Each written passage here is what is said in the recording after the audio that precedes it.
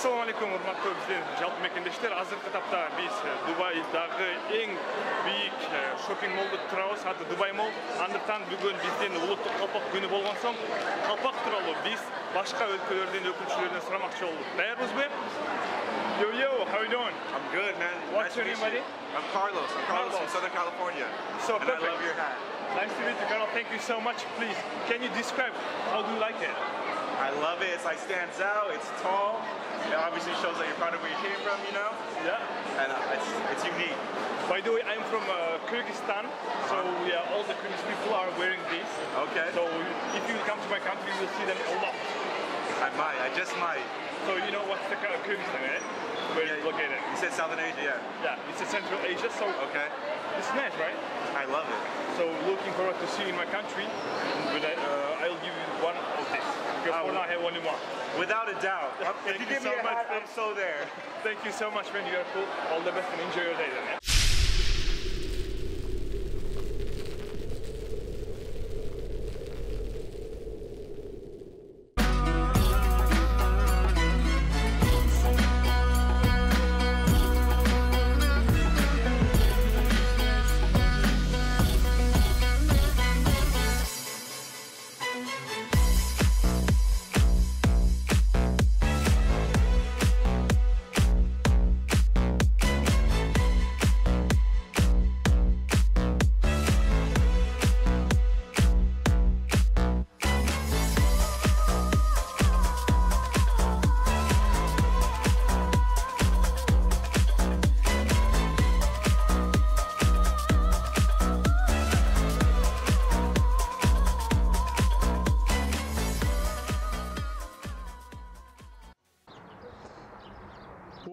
Урматтуу достор, азыркы тапта биз сиздер менен аябай сонун көрүнүштүү дүйнө жүзүндөгү эң кооз мечитке келип отурабыз. Бул жерге келиштин эки гана жөн маселеси бар.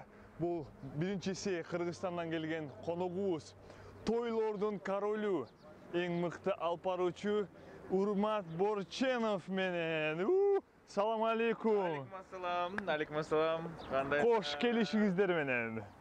Достор, хочу отметить, у меня тоже, да, голос такой, да, или? Чё, как вас? Қандай? Негсон, YouTube-та Эсен Жолдун каналына жазылгыла, бул жерде абдан кызыктуу, мотивация бере турган, дем бере турган сонун видеолор жүктөлөт. Жазылгыла, катталгыла, анан кийин көргүлө. Көргүлө, достор, мына. Анан кийин свадьбага да келгиле деп элечи.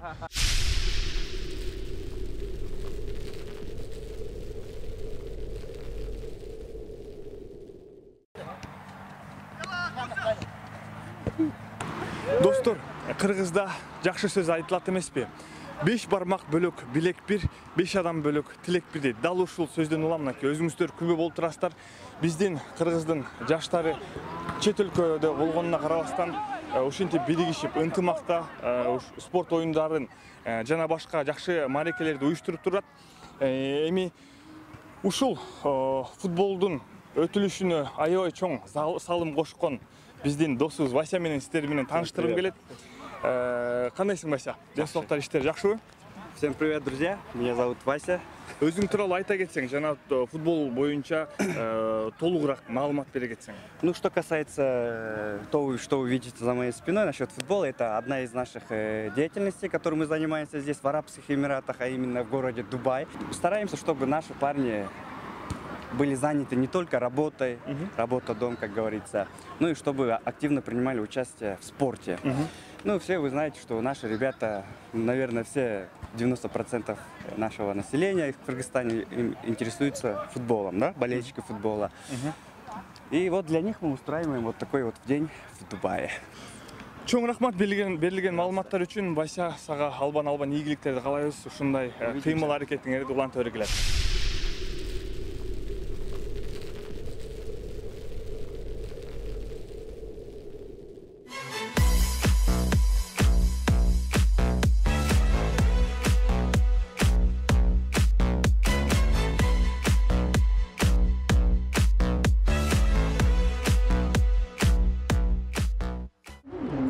Достор, билесиңерби, өзүм үчүн аябай бир кызыктуу суроо бар. Кыргызстандан жолукпаган адамдарды мен дал ушул жерден жолугам. Андыктан биз азыркы тапта Global Village аттуу шаарлардын айылчасына келдик. Демек, бул Global Village'дин ичинде көптөгөн өлкөлөрдүн павильондору, кызыктуу жерлери бар экен. Барыңыздарга салам, биз келечектин шаары Дубайдабыз жана бул дүйнө айылы. Тугандар, эгерде дүйнөнү кыдырууга акча жок болсо, анда Дубайга келгиле жана бир эле учурда бардык мамлекетти көрсөңүздөр болот. Кеттик.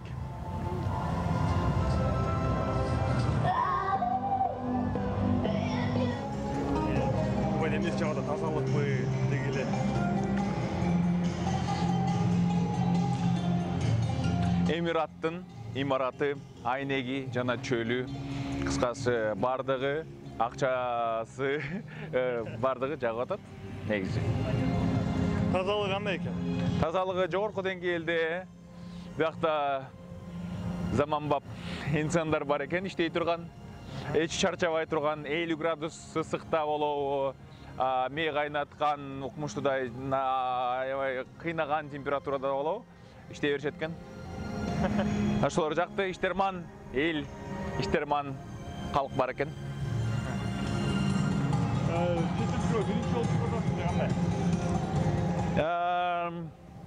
Чет өлкөгө жок, буга чейин Стамбул анан Москвада эле болгону. Анан аларга салыштырмалуу аябай кымбат шаар. Өзүнүн бир кызыктыра турган нерсеси көп экен албетте.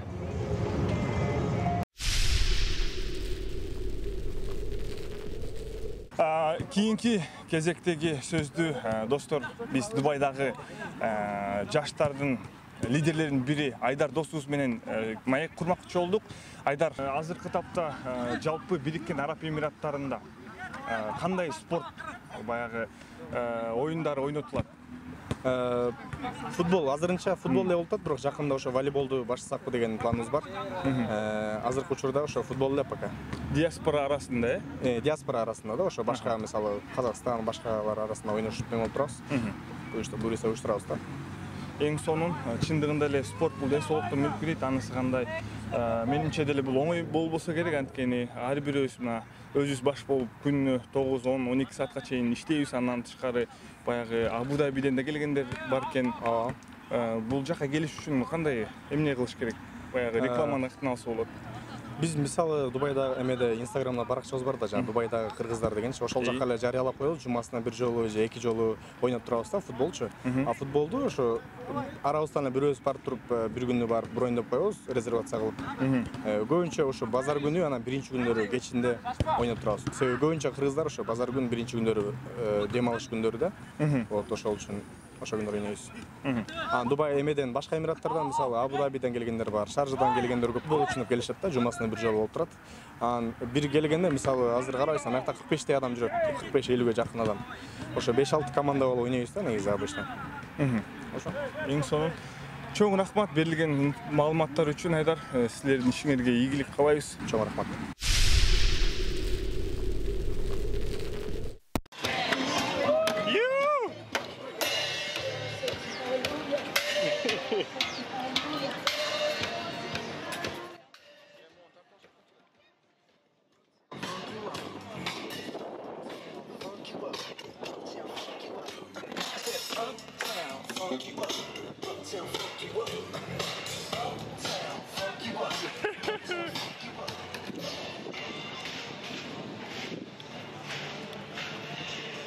Күлүп коюңуз бери карай.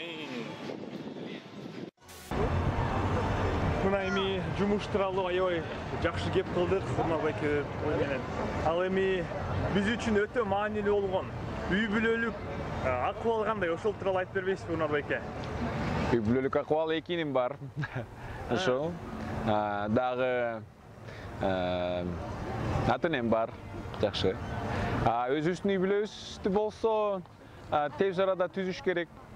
Ошол жарымыбызды издеп, ошо менен элек болуп атабыз. Көп учурда көп энергияны ошо коротуп атам азыркы учурда. Товар менен дароо. Демек жүрөк бош экен да. Достор, Сквозняк байканар? Друзья, короче, отличная возможность. Ловите шанс, да, такой. Ниже описании вы можете найти ссылку в Instagram. Так, и анан менде да бир жакшы бир суроо бар. Урмат байке, менимче тамадалык карьера жакшы эле. Ал эми жашооңузду өткөн чактын бир өкүнүчтүү учурлар болду беле? Эгерде пультту берсе, жашоо пультун, артка кайсы мезгилге кайтып барат элеңиз? Һәм жана кайсы жерде оңдойт элеңиз? Университетти балким жакшы университетке окуп, же болбосо университеттик учур, студенттик учурду аябай пайдалуу колдонгонго аракет кылмакмын деп ойлойм. Бирок эгерде кайра мага пульт берсе, ошол эле жашоону өткөрмөкмүн да. Себеби биз адамдар өзгөрбөйбүз да.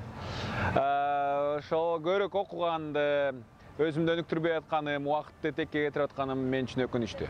Негизи. Бирок окуш керек. Көп нерсени билсе болот, көп нерсени өнүктүрсө болот. Потенциал негизи адамдыкы жогору, биз толугу менен колдонбойбуз да. Топ кылып жүрө беребиз, бирок болбойт андай нерсе. Биз колдонушубуз керек, пайдабызды көбүрөөк тийгизишибиз керек да.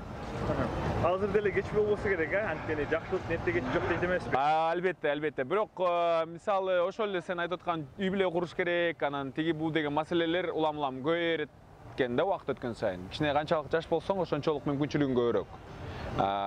Канчалык убакыт өткөн сайын мүмкүнчүлүгүң азайып кете берет. Убактың менен чогуч. Эң сонун эми ийгилик жөнүндө маселе кылсак, канткенде адам баласы ийгиликтүү болот жана эмне кылыш керек ийгиликке жетиш үчүн сиздин оюңузча? Жүрөгүң таза, пейилиң түз, андан кийин адамдарга бир кайсы бир керектөөсүн сен сөз түрдө канааттандырган инсан болсоң, сөз түрдө ийгилик таба алат да. Ошол ишти майынча аткарып, жүрөгүң менен жасаган боло турган болсоң, албетте ийгилик сөз түрдө сага келет.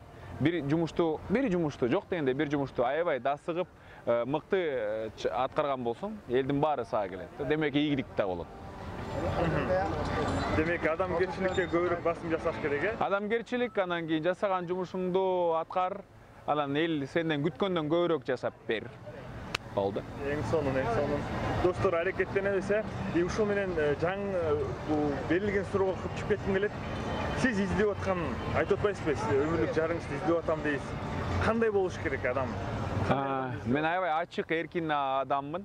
Анан ошондой адамдарды абдан жакшы көрөм. Ачык, эксперименттерге ачык, ийилчек, ийкемдүү.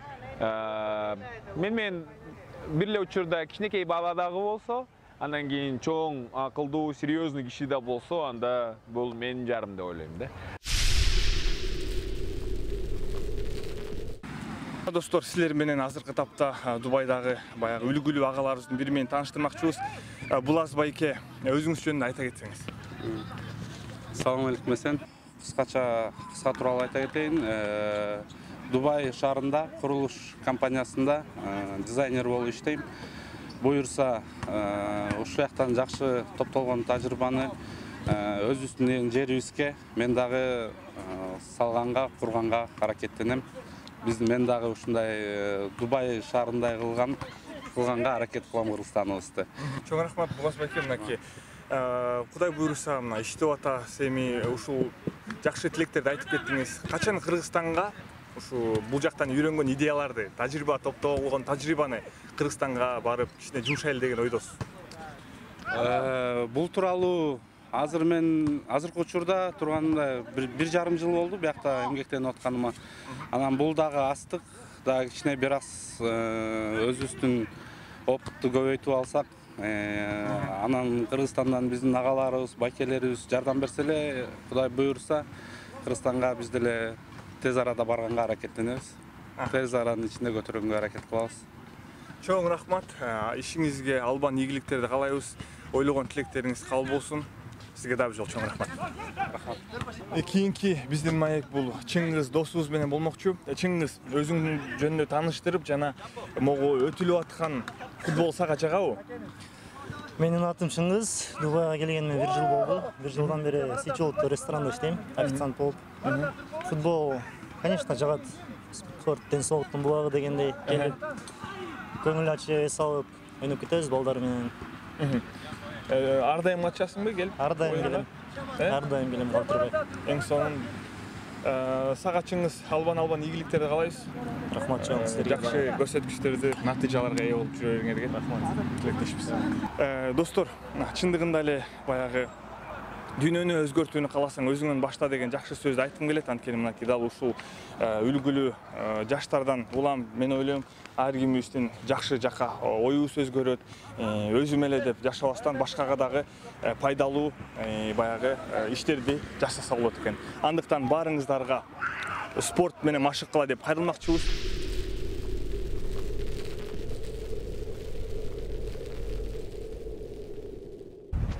Өскөнов Эсенжолдун аты затына жарашкан жигит экен, YouTube каналына катталыңыздар. Анан эң башкысы биздин жаштарга дем берейин деген бир дымагы күч экен. Андыктан биздин жаштарга кайрылып кетели. Урматтуу достор, биздин чет элде жашаган кыргыздарга айрыкча кайрылгым келет. Себеп дегенде биз ар бирибиз мекенибизде туулуп өстүк, суусун ичтик, абасын жуттук, билимин алдык. Ошол калган потенциалдын бардыгын мекендин пайдасына колдонолу. Көбүрөөк деңгээлде, көбүрөөк күч менен, энтузиазм менен бардыгын мекенибизге. Достор, мынакей Global Village'ти бир күндө кыдырып бүтүш мүмкүн эмес экен. 3 сааттан бери тынбай басып, ар жагын, бул жагын карадык. Аркабыздагы болгу, арка жактагы Египет, Китай, Филиппин өлкөлөрүнө киргенге күч калбай калды. Азыр мына эжекос отурабыз, эже. Судан ичип, салкын жел алып, күн болсо ысык, элдин дөбүн айткыла базарладык, кирдик, соода кылдык ичинен. Аябай жакшы мындай жер экен, чындыгында үй бүлөлүк жер экен, романтика үчүн жер экен, кызыктуу өтө.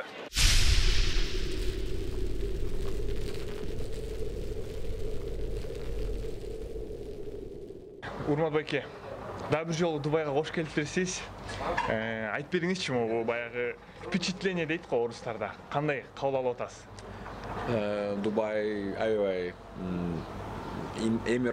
имараты менен эле мактанат окшойт менимче. Аябай жалтыраак, бардыгы жол таптаза, бардыгы ушундай сыяктуу. Ошол бирок кооз, кымбат, ушундай сыяктуу сезилди мага. Бирок биз үчүн ылайыксыз.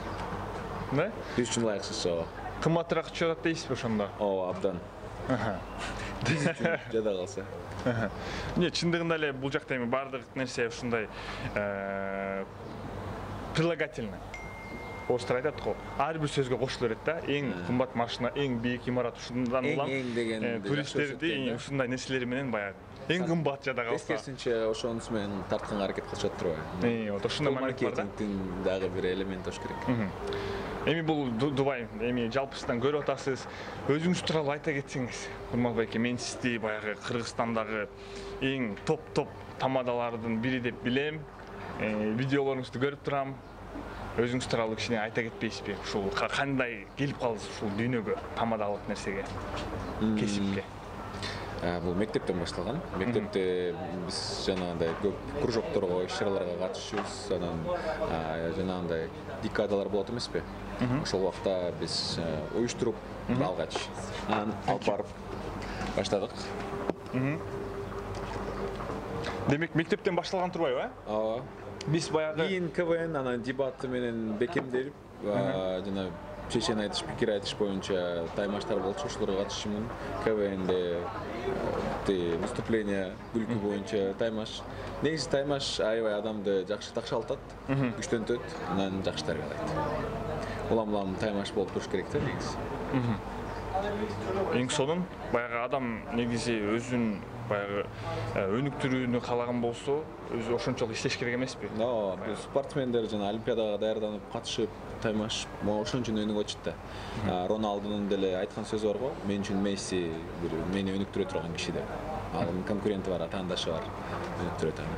Анда сиз үчүн ким конкурент? Же болбосо сизге эмне кубат берет? Кыйынчылыктар кандай? Ушул тууралуу айта кетсеңиз. Кубат бергени биздин жумушубуз дароо фидбек, кайра адамдардын отзывын угабыз да. Каалаган нерсе үчүн, мисалы үчүн дароо ошол эле кол чабуулар, ошол мисалы үчүн концерт бүтөт, же болбосо шоу бүтөт келип адамдар кол чаап, колуңду кысып сонун болду, же болбосо той алып барган тоюң аябай жаккан болсо, сен дароо эгерде дароо аласың да ошол энергиянычы кайра. берген энергияңды кайра аласың. Ошол соң нерсе. Мисалы үчүн сен эгерде ошол эмерек чыгарган киши болсоң, сен ким чыгарды, качан чыгарды, сен сонун эмерегиңди колдонуп атам, рахмат деп айтпайт да туурабы? Же болбосо ошол эле мисалы үчүн сок чыгарган киши болсоң, каршы бул нерсени ал адамдар ала албайт. Бул кызматта, бул кесипте ошол нерсе ушунун керемети ушунда экен. Дароо фидбек аласың, дароо жакшы болсо жакшы деп айтышат, жаман болсо жаман деп айтышат, кыскасы дароо сын пикир угасың. Эгерде Урматбеке сыр болбосо, бир тойду канчага алып барасыз? Тойдун баасы кичине айырмаланат. Себеп дегенде адамдын чөнтөгүнө жараша, андан тышкары жумуштун оордугуна жараша. Кээ бир кишилер 10 кишини келип сайрандат, алардын көңүлүн ал дейт. 10 кишинин көңүлүн алыш 100 кишиникине караганда оорураак, кыйыныраак. Ал жерде көбүрөөк энергия сакталат. Ал жерде көбүрөөк акыл керек, креатив керек, сценарий керек дегендей.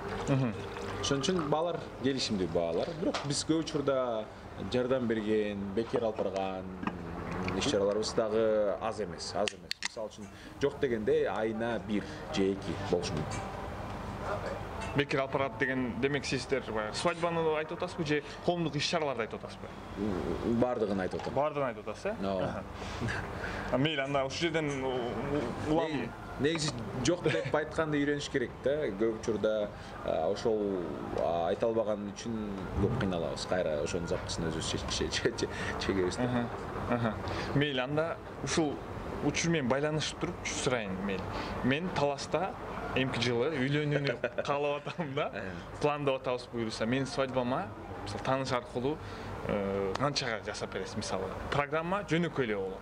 Программа жөнөкөй эле болот. Аябай чоң жылдыздарды чакырып болбойт эле мындай. Биз ошол убактыга жараша болуш керек да, мисалы. Азыркы учур менен айтсакчы эгер. Азыркы учур менен азыр мисалы. Мейли, ушул күздө үйлөнүп атайын. Үйлөнүп атасың. Сен мен чөнтөгүнө алабалына жараша айтам да баасын. Себеби мисалы мугалимдер же болбосо врачтарга дароо 50% жеңилдик. Сен болсо мисалы үчүн аракет кылып атасың, сен акча таап атасың, демек сен акча төлөй аласың деген сөз. Анда сен бааны бир аз 70% болот дейсизби ошондо? Балким. Ар кандай болуп калышы мүмкүн да. Эми ушуну сумма менен айтып көрөчү, мейли 70%. Анткени бул сиздин кесибиңиз, иштейсиз дегенде жумуштан эми тууганчылык жок дейт. Мисалы Бишкекте деги эле Кыргызстанда менимче эгер жаңылбасам, тамаданын акысы бир кечеге, бир тойго 5000 сомдон 50 000 сомго чейин бар да. Биз ошонун ортосундабыз. 5000 сомдун ортосунда. Демек 20 000ге Таластан күтөт экенбиз да. О, достор. Ловим момент да. Мынакей достор, ушу менен бүгүнкү күн мен ойлойм аябай натыйжалуу, аябай кызыктуу жана шайыр өттү деп. Андыктан мен ушул учур менен пайдаланып Урмат агабызга терең ыраазычылыгымды билдирем. Ишиңиз улам илгерей берсин. Моундай алтын үнүңүз улам чет өлкөгө чыксын. Дүйнөлүк деңгээлге чыксын демекчибиз. Жакшы тойлорду өткөрө бериңиз, достор. Тоюңар тойго улансын. Урмат байкени чакыргыла, эң мыкты даражада сонун алып барып берет.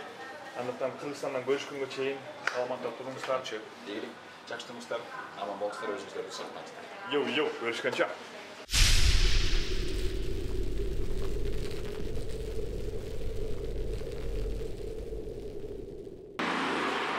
Достор, азыр болсо биз жолугушуулардан кийин үйгө кетип аткан учур, бизде трафик башталды. Негизи ушул сааттарда көпчүлүк келе турган жайларда өтө көп болот. Анын үстүндө бул жактагы таксини колдонуш биздин Дубайда мекендештер билет, аябай кымбат.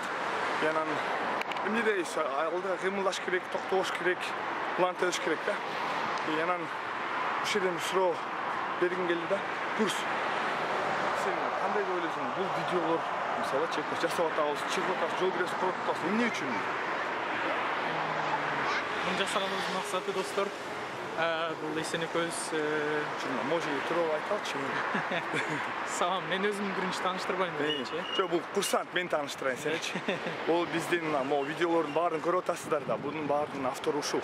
Кечке чейин тартып, монтаждап, ызычуулардын баарын кошуп аткан дал ушул бала деп билүү келтирет. Ёлки. Гитарка деле иштей албайт элең сен. Вот анан өтө жакшы бала. Менимче Дубайда повар болуп иштеген адамдын саны аябай аз. Бул боюнча дагы өзүнчө сен бул боюнча да видео жасайбыз. Тамак жасап берет, өзүнүн мастер-классын көрсөтөт. Эми айтып берем көрүс. Эмне үчүн жасап атат? Айтпачы достор. Видеону жасаган себебибиз биз Дубайда иштеп эле жүрбөстөн жана жумуштан кийинки учурда кантип өткөрөбүз жана бизден биякта иштеп жүргөн дагы кыргыз досторубуз жана башкалар кантип өткөрөт ошолор тууралуу видеолорду жасайбыз. Жана эгерде сиздерде кандайдыр сунуштар болсо, комментке жазсаңыздар, биз ошол тууралуу Дубай тууралуу, Дубайдын ичиндеги ошол тууралуу биз видео тартканга аракет кылабыз. Ошол Кудай буйруса. Всё, мына. Эң сонун достор. Мына. Көрүнүш вообще, мощь.